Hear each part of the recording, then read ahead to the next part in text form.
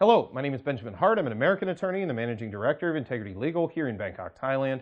As the title of this video suggests, we're discussing the Notice of Action 1 receipt notice, which is gotten from USCIS. That's the United States Citizenship and Immigration Service. So we're going to go ahead and put this up on screen. This is a redacted copy of a Notice of Action 1, and it is quite literally what it sounds like. It's a receipt.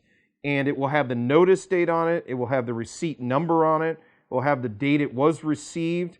It'll note its priority date for that given type of petition. It'll note the petition classification right here. If you notice, this is for the spouse of a U.S. citizen. Note the date of birth of the applicant.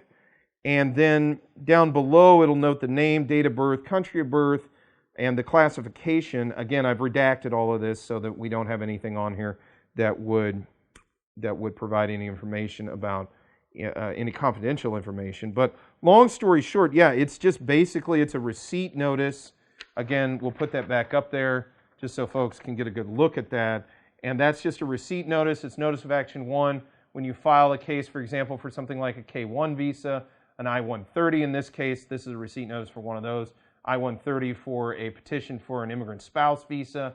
Again, this is the notice you're going to get back initially, and then you're going to have your case number where you can just go ahead and deal with your case as it processes. So again, we're doing another video contemporaneously with this one where we discuss approval notices, which are a different thing from the receipt notice. But the receipt notice is simply what it sounds like. It's notification from USCIS, the case is received, and then it's going to sit there usually in process for a while. And by process, I mean it probably is sitting in a filing cabinet somewhere waiting for its turn in the queue.